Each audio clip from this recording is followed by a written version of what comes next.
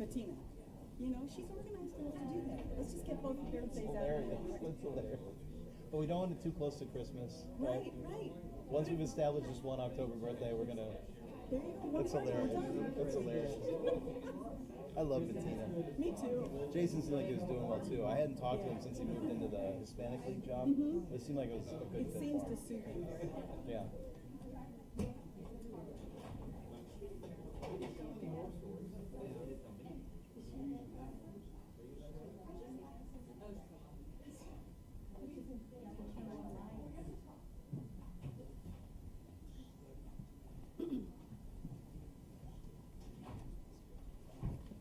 You ready for me? Yeah. Well, good afternoon, and thank you so much for joining us here at the ZSR Library Lecture Series. My name is Mary Scanlon, and I am the reference librarian for business and economics here at My pleasure, my great pleasure, to introduce to you Professor Todd McFall. He's going to talk to us today about governance in the NCAA, which is not a new topic for him. He's been interested in sports economics since he was a grad student at NC State University, where he wrote his dissertation on the hot hand effect. Now, I'm going to have to get a tutorial on that, but it's something about sports. And it must have been really good because he won Dissertation of the Year for that write-up on the hot hand effect in the grand prize. Now, after he graduated with his PhD, he became a consultant working in New York City and in Texas. And in 2010, he joined us here at Wake Forest. He's been teaching a variety of classes, including economics of sports, intro to economics, pricing theory, and the intro to micro and macroeconomics. He is also the founding faculty advisor of the Sports Analytics Club. He did that in 2012. And I can tell you, as a lower division academic advisor, students love his first-year seminar on economics and sports. It's really popular, and I've had a lot of disappointed first years who couldn't get into your class. Now, since his dissertation in 2005, he's published about 11 articles, and they've all been in the area of sports economics. They seem to cluster in golf and basketball. And as we all will hopefully know, in 2014 he published his book on NCAA governance. And we're pretty excited to have such an esteemed author here with us today. But because of his expertise, he's also been in the media. And he's been frequently interviewed on some of the local TV stations. He has also been interviewed and quoted in the Wall Street Journal, the New York Times, the International Business Times, and Golf Digest. Now, I thought it would be interesting to go out to weight ratings and see what the students say about it, because I know how popular you are. I thought I'd go for a couple of direct quotes, you know, just as examples. Here are two of my favorites. I'm glad you're laughing. All right, here's two of my favorites. Professor McFall is a great professor, in my opinion. He's funny, respectful, and incredibly intelligent. He knows what he's talking about in class and can answer virtually any question you have with ease. But my personal favorite quote was, he looks like Chandler in Friends. So, ladies and gentlemen, I give you Professor McFall. Thank you, Mary. Before I get going, I wanted to quickly thank Joy from ZSR Library for giving me the opportunity to talk today. And Stephen Edwards, is he here today? Stephen, you and I have been talking about this for well over a year, so it's happening.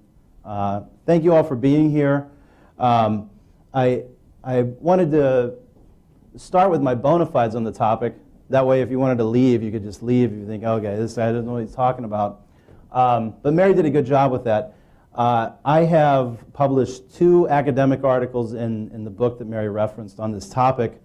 I'll talk about all 3 of those today, as I think each of them pertains to what I want to discuss today. And kind of why do I like this topic? Why am I into this topic? First off, I work at a university, and this university, like many others, devotes a lot of resources towards its athletic programs. And it's, I think, a natural question for an economist to say, is this a proper use of the resources that the university has? And so this is one of the things that I think about when I write about this topic is, Are we over-investing? Have we not done enough? What is the system that we're working in? Is the system working properly? Are there adjustments that we could make to it so that it works better? So, as someone who works in a university, my career is involved with this topic. I think it's a natural thing for me to look at. I also grew up in 1980s Indiana, which was one of the gravitational centers of college basketball. And I think of college basketball and really college sports as more than just activities that students do, and it in many ways is a cultural touchstone for geographic regions. And certainly my family was very much into Indiana University sports, especially basketball. And it was a way for us to communicate across generations about this particular activity. And I think a lot of families experience college sports in the same way. And then finally, and I wanted to dispel any notion before, I don't want anyone to leave here today and think, this McFall guy doesn't like college sports, right? That he's going to dump on college sports. And that's just not the case. I participated in college sports. I was a swimmer for a couple of years at Miami University in the mid-90s. But more importantly, my experience with the young athletes who I've taught at Wake Forest have been magnificent. And I've taught starting quarterbacks and LPGA golfers and All-American soccer players and kids who are just trying to get a scholarship. And just universally, it's been a really, really good experience. So I don't want anyone to leave here today and say to themselves, that McFall guy doesn't like college sports, because that's not the case. Really what I'm going to do today is talk about how I think we can make some adjustments to the system so that it's better, not only at the local level, like at the Wake Forest or ACC level, but also at the national level as well. So really simply, this is a story about how a league governs itself. And the NCAA, relative to professional leagues, is similar and different than those leagues. Every league has to make multidimensional choices about how it wants to govern itself. How much our athletes are going to get paid? How does it organize the season? A host of other variables have to be considered when a league starts to organize itself. Over the last 40 years, though, professional leagues have had to make a bilateral decision because they have to recognize player unions. That was a hard-fought right that players finally received around 1975. The NCAA does not have to recognize any players' opinions on these matters. This is a unilateral decision, and I think that's a really important distinction as we move away from, as we compare the NCAA to professional leagues. And secondly, the choice that the NCAA is making on how it governs itself is in the extreme. And to an economist, that's important because that's where we start to see really big trade-offs. And I want to talk about some of those trade-offs today. But mainly, my research, I think, is a warning shot to the NCAA that history is not on their side here. And one of the things I want you to take away from this is I believe that NCAA basketball especially is in some trouble in trying to maintain its hold on largely having the best players who are college age play for the teams that are under its umbrella. And I'll talk about that a little bit more. But I think that's kind of the most important thing that I can talk about, or I have talked about in my research. So let's move on here.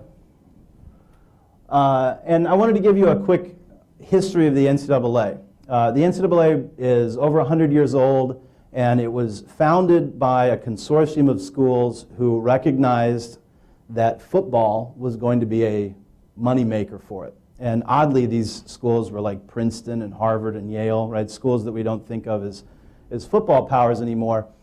But the reason why the NCAA was founded was because people were dying in large numbers while playing this game, and it wasn't a very good look. So the NCAA was founded famously at the behest of then President Theodore Roosevelt to try to create a rule system that was going to make the game a little safer, a little less macabre. So the NCAA college sports kind of chug along, and where I want to pick up the story is in 1939 when the NCAA starts its basketball tournament. The first tournament, the championship was held at Northwestern University. The University of Oregon was the champion.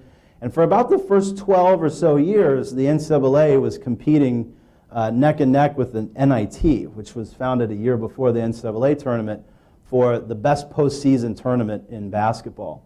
Right now we think of the NIT as kind of an also-ran in that. And one of the key events in college sports was in the early 1950s, there was a point-shaving scandal that involved NYU and the University of Kentucky and City College of New York, which was one of the big powerhouses of college basketball at the time. And in essence, New York became a radioactive area for college basketball. It was 65 years before New York City got to host another NCAA tournament game. And so at that moment, the NCAA tournament starts to take on greater importance than any other postseason tournament. And then three things happen right about the time of that point-shaving scandal that the NCAA starts to become, in essence, the central planner of college sports. First off, member schools were worried about the arms race of getting athletes to their campuses, right? If you're going to win these games, you have to have the best athletes. And at the time, what the schools were doing was, in essence, paying under the table, but everyone kind of winked about it. And they were worried that the athletes the programs are going to not be profitable. And so what they did was they asked the NCAA to be the regulator of the cartel, right? And once you start to have, in essence, competing firms fixing prices, that's when the cartel of the NCAA was born. So there's one thing, right? And it's got extreme power to regulate schools' behavior in the way that it wants to. The second thing is that schools were worried about losing attendance at football games because of the rise of television. And so what the schools did was give the NCAA the right to negotiate football broadcasts, right? I mean, this was immense power for the NCAA. And the third thing that happened was that a guy named Walter Byers, and if you go to my title slide, Walter Byers is one of the characters that's in that basketball. He took over the NCAA, an executive director position, when he was 26 years old and held that position for about 30 years. And ruled the NCAA as long as he could with an iron fist. And did a lot of great things for college sports, and also, I think, long run did some damage to college sports that we're still trying to figure out. But Byers was central in becoming, in essence, becoming the central planner, the central organizer for college sports. So move ahead to the 1970s, right? And between 1960 and 1980, the basketball tournament starts to become wildly popular. And that's because basketball started to enter into the modern age. African American players were playing at a higher rate. The game started to become more up-tempo relative to what was, in essence, was a sport that looked like hockey early in the dawn of basketball. And access to college was greater because of things like the GI Bill. So people had an emotional attachment to the schools that they were rooting for.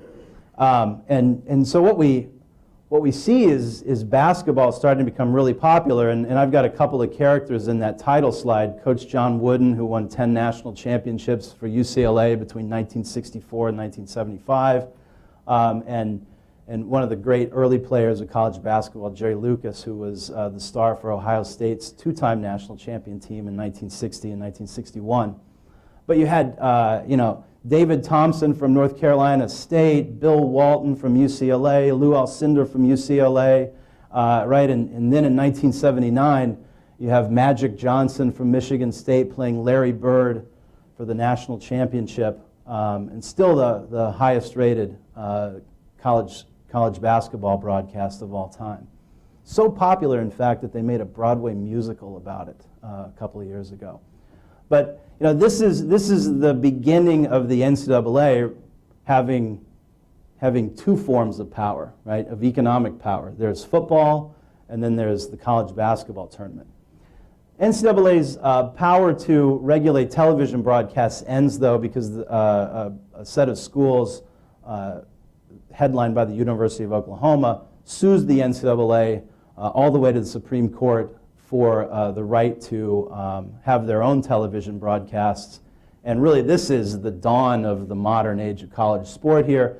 The NCAA loses that case at the Supreme Court, and now you have conferences and schools have much more autonomy about the way that they're going to put the product out for football, right? Where now you have the college football playoff, and what's really important to understand about the position the NCAA is the NCAA gets no money from the college football playoff. That goes from the idea of the college football playoff to the conferences who are part of that championship.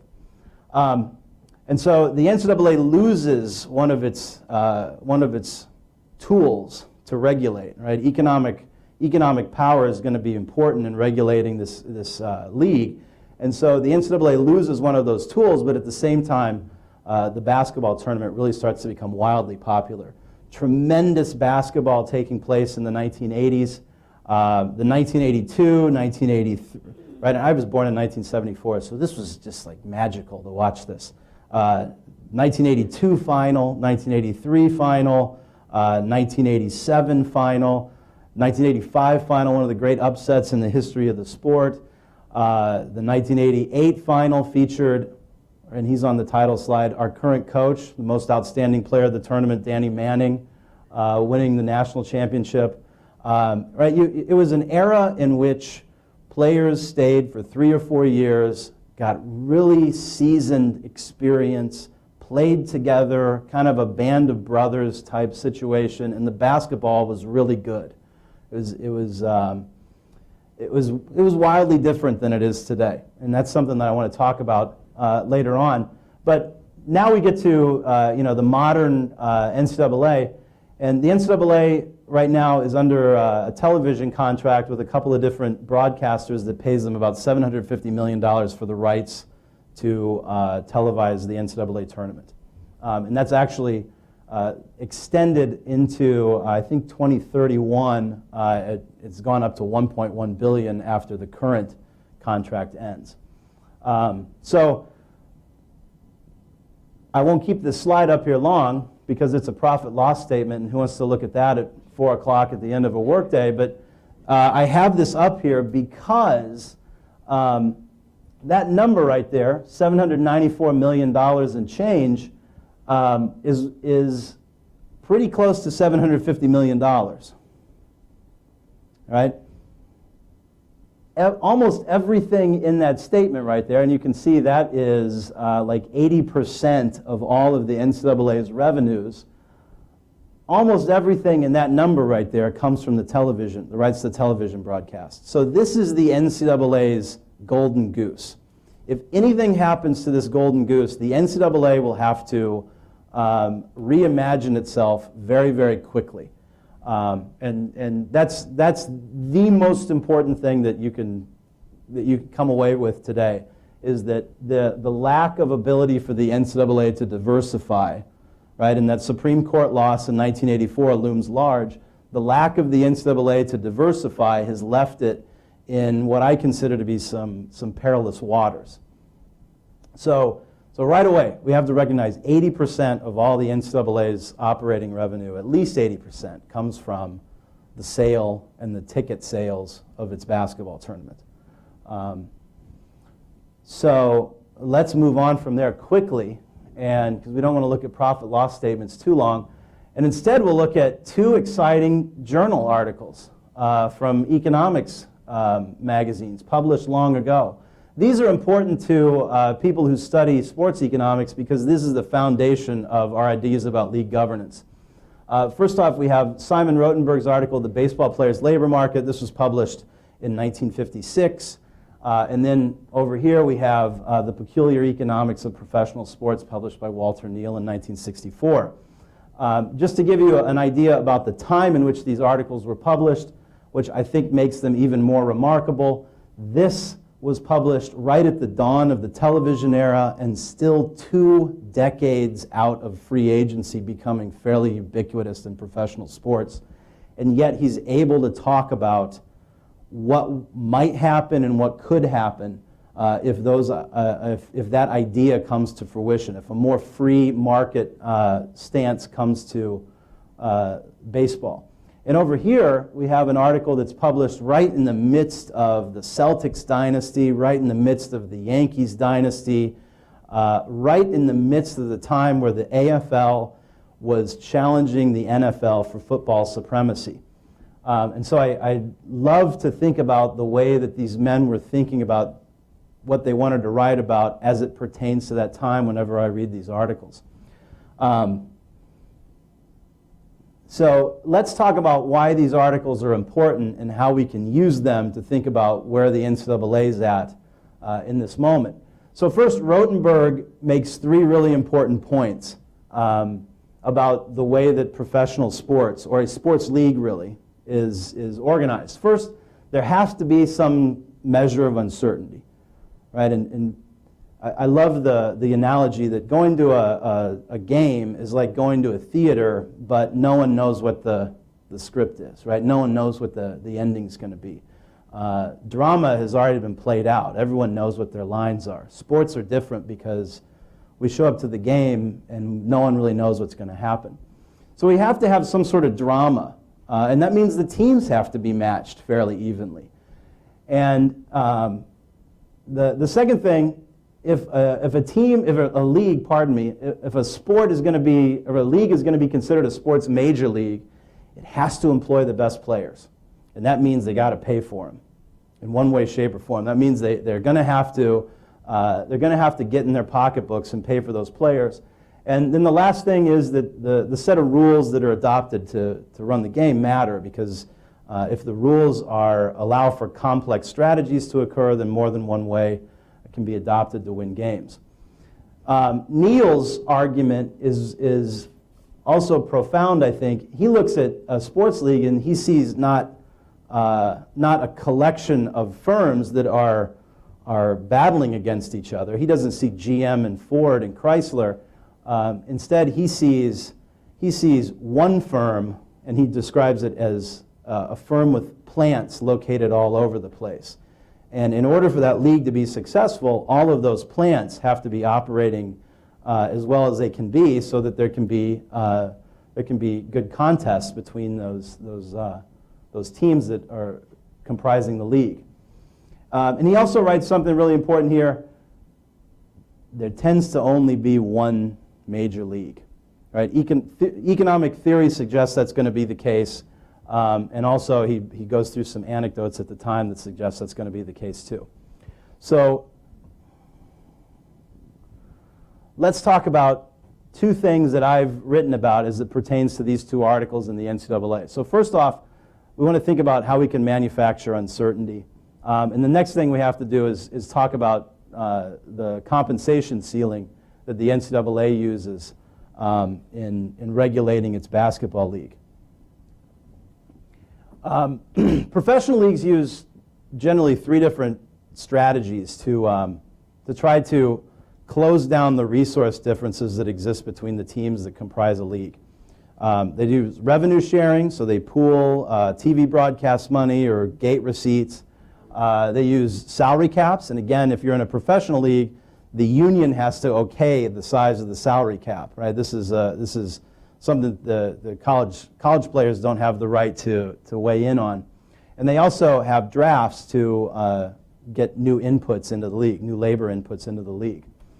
And this is a way to shore up the differences between the New York Yankees and the Pittsburgh Pirates, between the LA Dodgers and the Kansas City Royals, right? Massive, massive resource differences where the Yankees could, in essence, buy wins, where the Kansas City Royals have to use these tools to their advantage in order to be successful.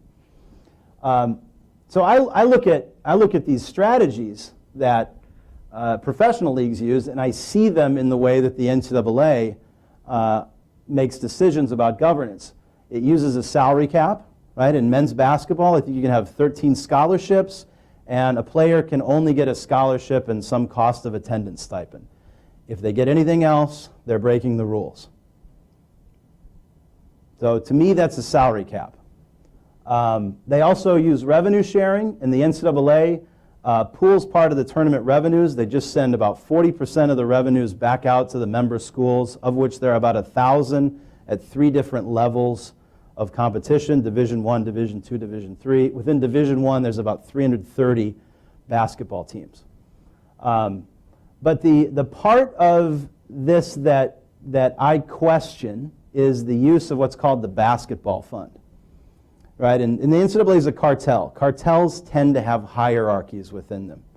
And that's true for OPEC, that's true for any sort of cartel that you could imagine. And the NCAA, I don't think, is any different. And this is a piece of evidence that I think supports my observation of that idea really well. Right, the basketball fund in any one year is about 20% of that TV revenue deal that I talked about. So a couple years ago, it was about $200 million. And the basketball fund cuts checks to the conferences of the teams based upon their performance in the NCAA tournament. Now, I see this as a way for the rich to get richer, but also more importantly, for these smaller conferences who desperately need capital to build nicer facilities, to make better travel arrangements, right, to keep up with the richer schools. I see this as a way to keep capital out of their hands, right? Because if the dollar that goes to an ACC team is not the same as a dollar that goes to a MEAC team, right? On the margin, the level of productivity for any dollar that flows to a smaller conference team is going to be much bigger than it is for the resource-rich teams. So if you wanted to, I have this all online. If you want to read about that further, you can see that in the Washington Post article that was done a few years ago. But just to give you an idea about how much these checks are, if a team gets to the Final Four over about a 6-year period, they make about $8 million from the basketball fund. Or actually, the conference does, and how the conference splits up that money is really at the behest of the conference. But anyway, the ACC, whenever North Carolina or Duke, hopefully us soon, get to a Final Four, is about $8 million over a 6-year time period. Now, to give you an idea about how drop in the bucket this is for some teams, Notre Dame has an apparel deal with Under Armour that's worth $100 million over the next 10 years. They're in the midst of that deal. So I see the basketball fund for the rich conferences as almost being fun money. Right? This is almost just the $20 that grandma gives you for your birthday. This is just I'm going to go out and buy a few things with it. Whereas for smaller teams, this would be really, really important capital, but it keeps the hierarchy in check. Right? It keeps the Big Ten and the ACC and the Pac-12 above some of the rival leagues within Division I. And we can see resource differences right here. The mighty Duke basketball team in 2015, by some estimates, took in $27 million in revenue. And then on the bottom end of this, you have Chicago State, which is one of the smaller teams in Division I, raised about $142,000 in revenue in a particular year. Right? So we're talking about massive resource differences across Division I members. And the NCAA basketball is kind of interesting economics because, in general, an economist would say, okay, there's labor and capital that's needed to produce things, and the labor in NCAA basketball is really under check, right? You can't, there's no free market for labor here. The free market comes in capital. And so if you're going to compete for players who will win you basketball games, you have to have capital so that you can build sterling facilities and have all sorts of accoutrements that the players expect from other teams. Right? And we can take a quick look at some of these accoutrements that players are coming to expect. This is the lazy river at the student athlete facility, and this hasn't been built yet, at the University of Central Florida.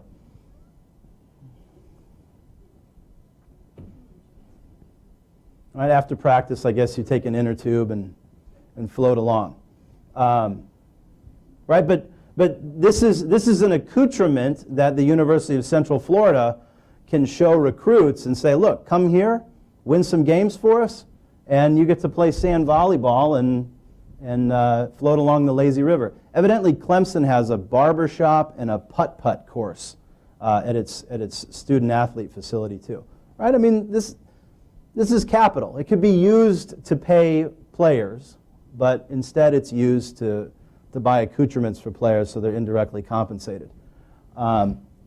Next, we have the University of Kentucky basketball coach John Calipari showing off the apartments that only the University of Kentucky basketball players, plus one student who wins a lottery, because it's against NCAA rules to house athletes away from the rest of the student population. So one student in the University of Kentucky gets to also live with the University of Kentucky basketball players. Right? This dormitory is located right next to the practice facility. So the players, right, in essence, are just going back and forth from their apartment to the practice facility. The University of Kansas evidently has one of these basketball-only dorms under construction too. And then Wake Forest does this too, right? I mean, if we're going to compete in Division I football, we have to have accoutrements, and we can maybe see the cranes that are moving around that Capitol right now, a couple minutes walk from here. We can't expect to get good players at Wake Forest unless we have this kind of facility, because they go to other places that might be interested in them, and they have those facilities, so we need that too. But again, capital in the NCAA can be spent in almost any direction. Labor, though, is very tightly controlled. And so that makes it a really interesting market to an economist.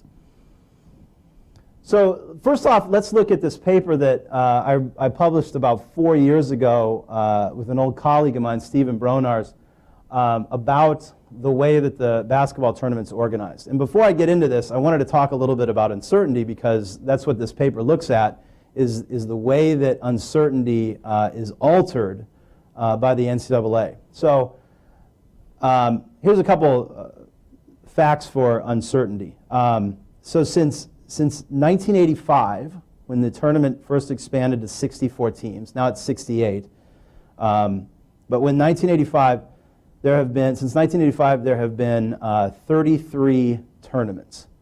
And that means that for every type of game that comprises the first round, right? So there's first seeds and 16th seeds, second seeds play 15 seeds, third seeds play 14 seeds.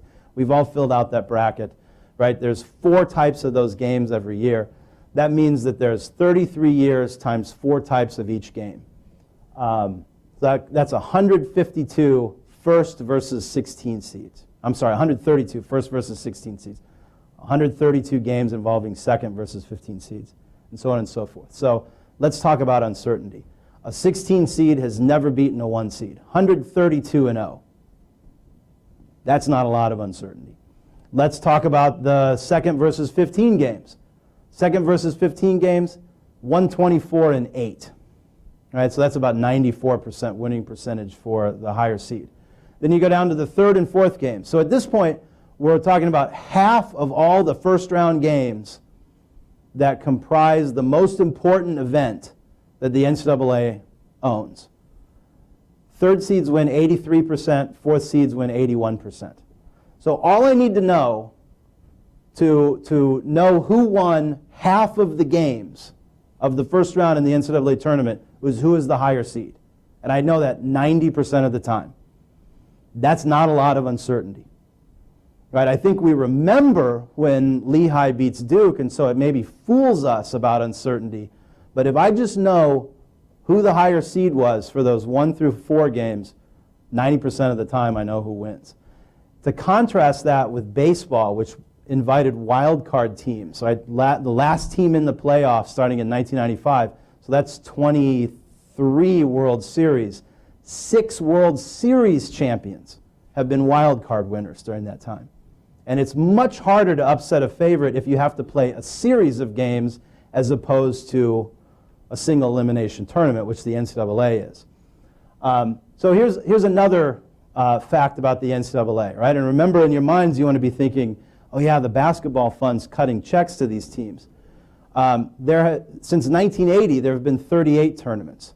And that means there have been 38 times 4 Final Four entrants during that time, which comes to 152 Final Four entrants. I was counting up the other night.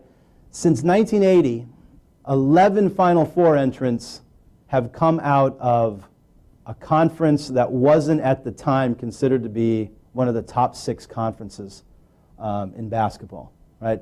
Just 11. 11 of the 152. So of the top 6 conferences, of which about every year you could argue there were 6 conferences that kind of stood out from the rest, that's about a fifth of all the college basketball teams.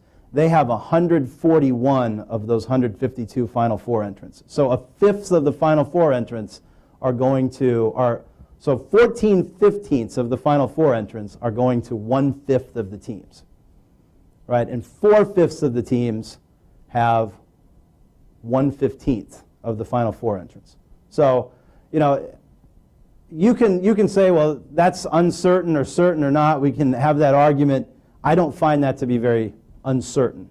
I think that it's clear indicator that there's a hierarchy within the cartel that's being serviced. So with that discussion here, let's dive into what we were trying to do in this paper. If we look at a typical bracket, we contrast 2 brackets, one from the 1987 tournament, one from the 2017 tournament. In the 1987 tournament, it was mandated that of the 8 teams that played in a particular arena, a particular game site, to start the tournament, all of those teams had to come from the same region. So, you know, for instance, this is the West region of the 1987 tournament, and all 8 of these teams had to be from the West region. And this is interesting to an economist because this is a type of constraint, right? This rule constrained the NCAA in making its process, in making its tournament field. And to an economist, constraints are interesting because they cause scarcity. And really, economics is just the study of the way we get around scarcity. And here we can contrast that with the bracket from the 2017 game, because in 2002, the NCAA lifted that constraint and used what's called the pod system. And the pod system allowed for 4 teams from one region to play at a site, and then 4 teams from another region to play at a site.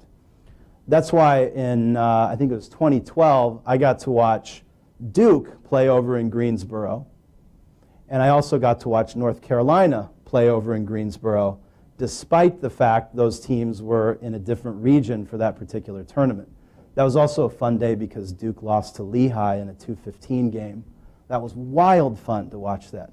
The NCAA basketball tournament has become anyone but Duke for me. So here we have this story of a constraint lifted, right? And it was voluntarily lifted by the NCAA selection committee who figures out who's going to be in the tournament field. So we asked ourselves, right, we have this tournament that looked the same from 1985 to 2001. Let's estimate how many points it was worth for a team to have certain characteristics, right? So what was its quality, right? How many points would you expect it to score? What about the opponent? What was the quality difference between a team and its opponent? And then where was the game located? Did it matter if it had to travel a long distance or not? Did it matter if a game was in state or not? And it turned out that we found that an in-state game to a higher seed was worth about 3 points. Right, so in essence, what the NCAA allowed for that to happen was, you know, it's 3-0 on the scoreboard when Duke plays in Greensboro. So then we asked ourselves, having figured out the statistic, who got these in-state games, these valuable in-state games? Who got some help from the committee? And what we see here is that in the Prepod era, the committee really liked to have lower seed teams play in state, right? These are the 9 through 16 teams. These guys were getting 13, 22% of opportunities to play in state, 29% of opportunities. Right? If the NCAA could get these guys to play in state, they did. They often did. Once the pod system was implemented, fat chance a lot of these teams were playing in state.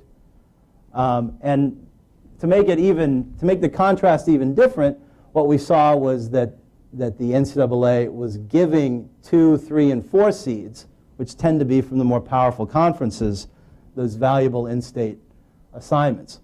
So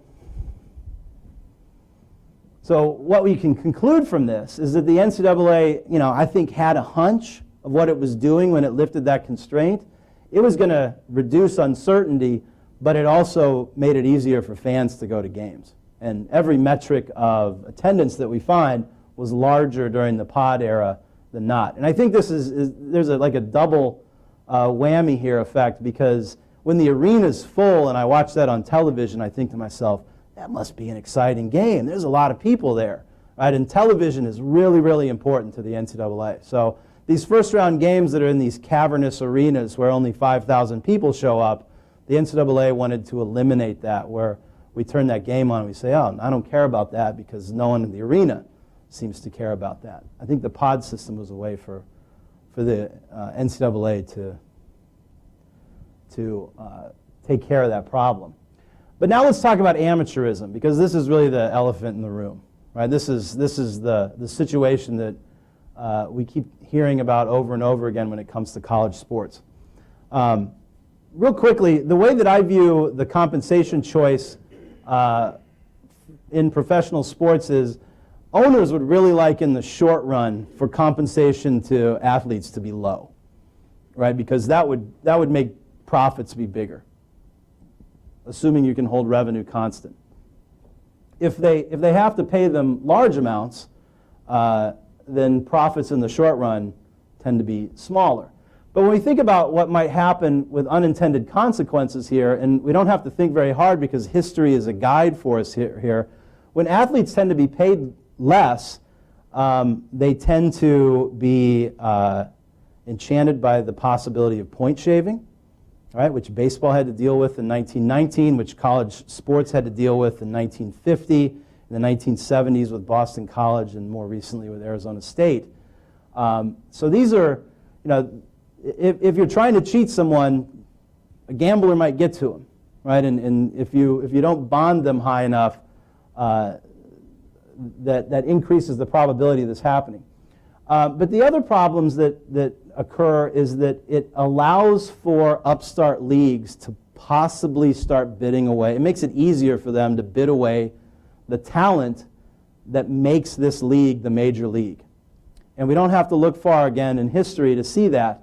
And this, I think, is the issue that the NCAA really needs to be careful with, because it is placing a hard cap on compensation, and it will be a lot easier because of that reason for an interested party to possibly bid away the talent that makes up Division I basketball. And in fact, if we just look back through history, every league went through this situation, right? The National League was the incumbent league in 1901, and by 1903 it had been beaten by the American League. It was a tsunami of bidding that the American League did that essentially made the National League say, okay, we can't beat you, let's join you, and then they started to cap compensation together, right? And the World Series was first played in 1903. That's why that happened. The NFL and the AFL in the 50s and 60s, the AAFL and the AFL in the 50s and 60s start to encroach on the NFL's monopoly in professional football, which is why we're playing the Super Bowl this weekend with the AFC and the NFC champion.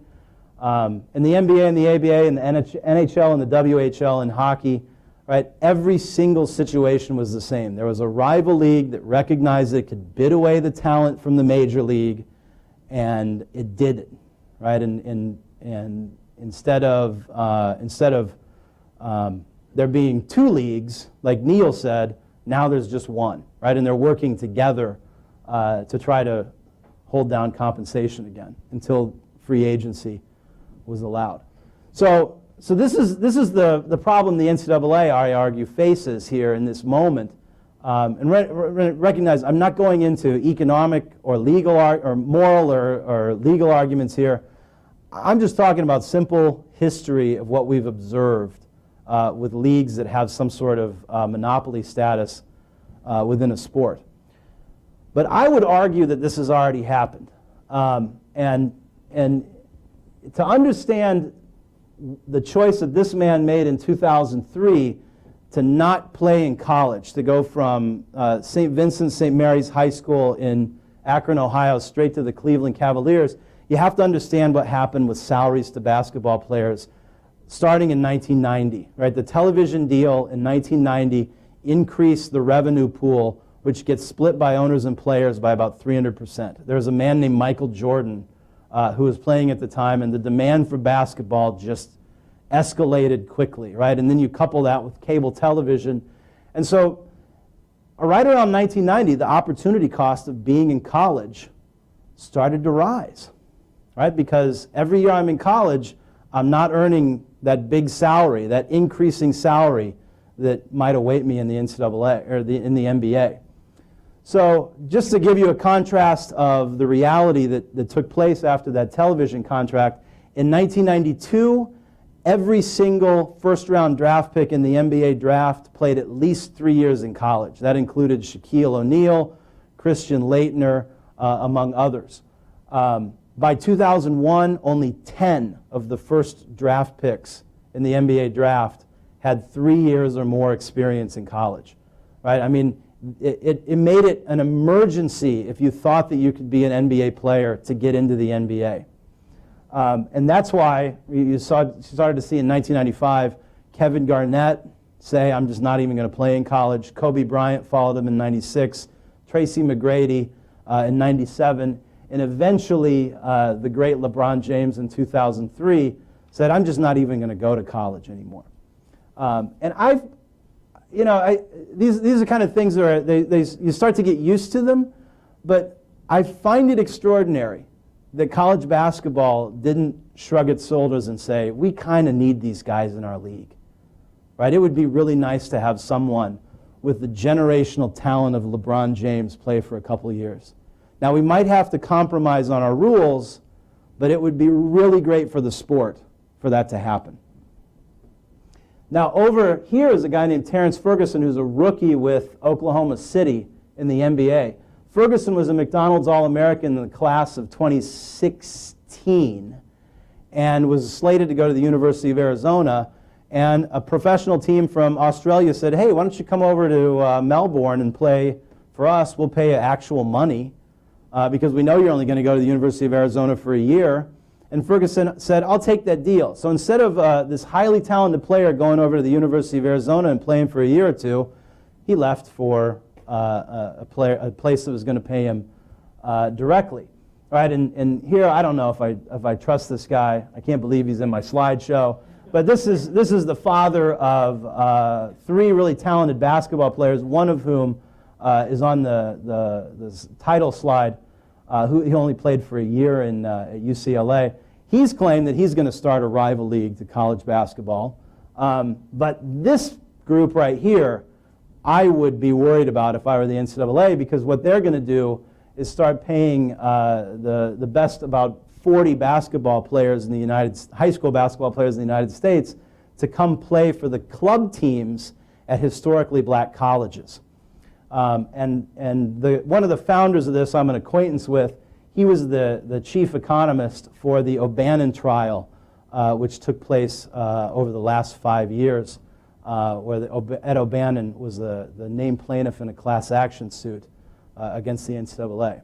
So I mean, this is right on the cusp. This is something that if I worked at the NCAA or in college athletics, I'd really worry about, because if the top 100 players go to another league, then all of a sudden we're being asked to watch college basketball that looks a little bit watered down.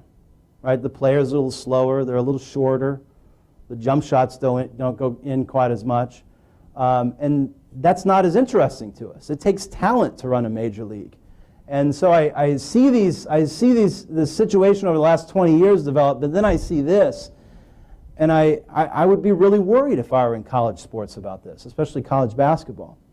Right, and I'm not the only one who noticed this. At the beginning of the 2016-17 season, there was a great article in the New York Times Magazine on just the lack of quality in college basketball. Right, the best players play for a year or two, and then they go to the NBA, whereas 20 years ago, 30 years ago, guys were staying for 3 or 4 years. The best players would be juniors or seniors playing at a very high level in those games. So this brings us kind of to the end of my presentation here. Right, we're seeing serious questions as to whether or not the NCAA governance model is even consistent with the U.S. Constitution. There's been some serious legal interpretation of that with the OBannon trial and the Jenks trial, which is an antitrust case. We also saw the Northwestern football team try to unionize. The reason why I have Pat Summitt on that title slide is because a lot of this revenue that goes towards women's sports comes from football and men's basketball. And if men's basketball becomes less valuable, it'll be more difficult to provide meaningful opportunities for women players as well. And then finally, you know, I'm a professor. I tend to be a little bit idealistic about my profession, and I wonder about whether or not we're really living up to our ideals in terms of offering good education to some of these young people, right? And this here is a rendering of the Louisville athletic department right now. Right there, you thought it was Star Wars, but that's actually the Louisville athletic department. Right, if you want questionable land deals, we have those. If you want a coach that was extorted by someone who had an affair with him on a table at his restaurant, my mom's watching this, by the way, we've got that for you, right? And those are just problems that accompany successful high flyers in college sports, right? But the FBI was clearly sniffing around in what Louisville was doing in terms of paying players off book. And then just to add to that, they were using prostitutes during recruiting trips for highly valued recruits. Right? If I were part of the University of Louisville, I would not like any of this, and that's why. But we've seen this story over and over and over again in college sports, and I think it's partially because of the lack of transparency about how we're compensating some of these really, really talented young men. So I'll just give you really quickly what I think could happen here is that you drive down Walter Neal Avenue and you try to shore up much of the Division I basketball, so you cut down uncertainty. I don't think that the hierarchy within the cartel would like that very much. Or you could use status quo lane and do things that could perhaps ease some of these tensions that we're seeing. To me, the real easy things to do would be that colleges need to recognize what we've got here is really hard to replicate, right? We can't just start a league and have the cultural touchstone that is college sports to a lot of people. We might as well leverage that, and let's compromise a little bit on the way that we pay these players. You got to have a players' union be recognized. They need to have a say in what's going on.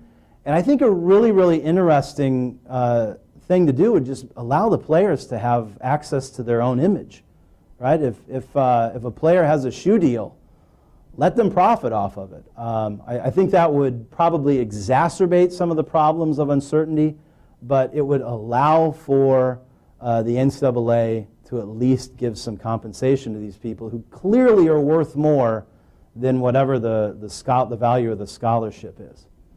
So I've run over a little bit, but I think we wanted to have time for a few questions, so I'm very happy to answer some of those questions. Stephen. I have a two-part question. So you talked a little bit about, I'll use the word loophole, Kentucky having one student in the lottery system who's able to get the same benefits and allows them to give it to a specific subset. Somewhat similar ruling in the North Carolina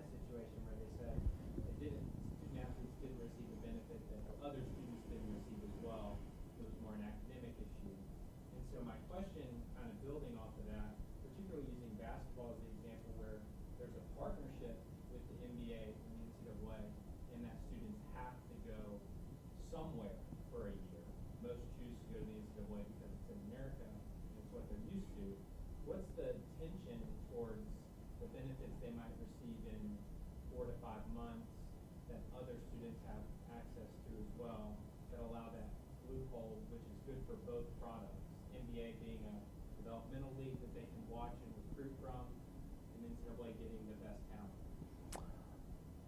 So if I were McDonald's high school All-American, I would want to go to a university that that plays on a national stage, so that my name brand recognition can be bigger. So that's something that would be really attractive to me. Right, the student population could benefit from that because they get to see really good players. So I'd want to go to Duke. I'd want to go to North Carolina. I'd want to go to UCLA or Kentucky because I can play on national television multiple times, and my name is more highly recognized. So when it comes time to sign a shoe deal, when it comes time to go to the NBA draft, people know me better. Did I answer that question? Yeah. Okay. More or less just thinking about in a post-LeBron world, they now have to, at one point you could go directly into the NBA. So the partnership now with the NCAA and the NBA, that they have to go somewhere for a year after high school, whether it's NCAA or it's Australia. Mm-hmm. So some of the back end of it's both good for those institutions, but not necessarily good for the benefit of these athletes being able to make money right away. In essence, it's not a free Well, market. college sports is a lot friendlier than going to a professional league.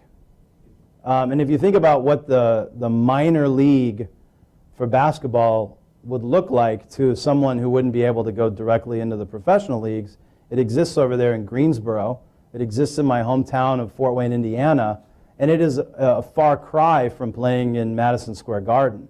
And if you're playing at Duke, if you're playing in North Carolina or Kentucky, you get to play in front of 23,000, 8,000, 10,000 adoring fans on national television, rather than taking a bus and eating fast food out of a bag to get to the next game. But if I were an NBA scout, I would want to know. I would want to have information about those kids, and I think I find it hard to believe that the NBA hasn't allowed for more kids to get into the developmental league at an earlier age. It'd just be a lot easier to gain information about their character, their skill set, their ability to learn. And we see over and over again kids get drafted and they don't work out because they just didn't know. The teams didn't know about who that kid was. John. How much does this system depend on law? Isn't salary cap? I mean, if they did that to us, somebody would be in jail. It depends very much on law, and law has been on the NCAA side over and over again, and that's why, I mean, I don't want to say I'm the first to come out with this, but I feel like no one else is really talking about the fact that the NCAA could just be raided, right, where the talent pool would just dry up almost in a year or two when kids were offered enough to not go to school, but instead, toil away in the minor leagues for a little while to prove their worth. But the law right now has basically sided with the NCAA's reasoning is that this needs to be the way it is for competitive balance, right? And you can hear Simon Rotenberg in the courtroom. The famous trial in this was the OBannon trial, and it was great because the judge who was there had no idea about college sports.